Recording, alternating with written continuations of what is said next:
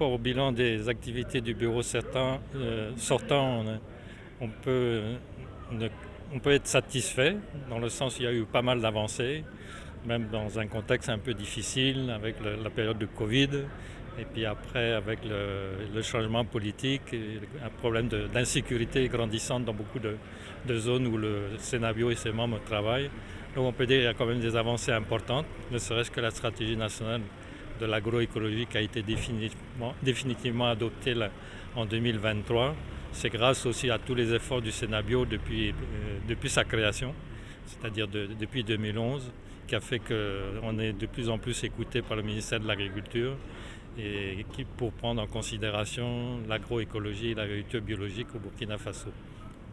D'abord, toutes mes félicitations à tous les membres du Sénat Bio, parce que le bureau travaille sur la base de ce que les membres apportent.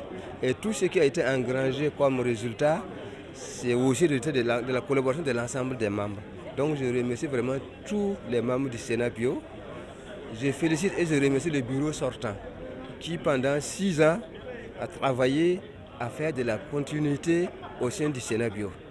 Voilà, je pense que nous, on a été aux premières heures de la chose, on a posé des jalons et ils sont venus, ils ont posé d'autres jalons, ils ont posé d'autres cailloux et nous souhaitons que le bureau qui arrive aussi pose encore d'autres briques là pour que le scénario puisse vraiment grandir et refléter vraiment son nom.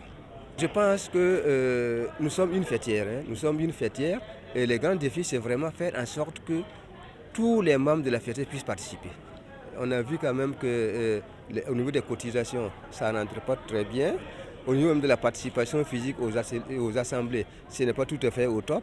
Donc il y a une question vraiment de mobiliser tous les membres du Sénat Bio afin qu'ils puissent effectivement contribuer à la construction du Sénat Bio. Ça, c'est un défi qui est important.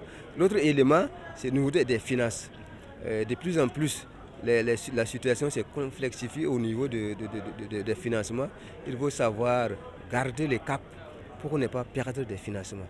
C'est vrai qu'aujourd'hui, on a 20 et quelques partenaires techniques et financiers, mais il ne faut pas dormir sous les lauriers parce que la situation est mouvante.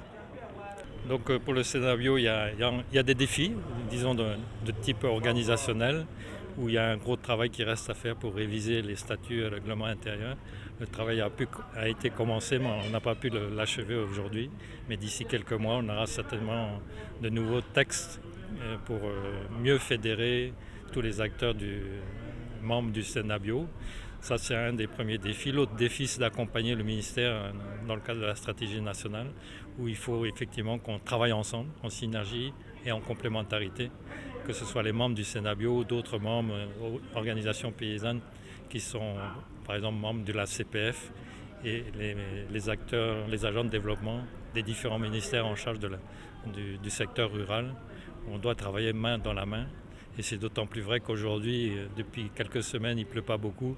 Donc on sait qu'il y a un problème lié au changement climatique et qu'il faudra s'adapter. Et ça passe notamment par la maîtrise des pratiques agroécologiques par les différents paysans, paysannes sur le terrain.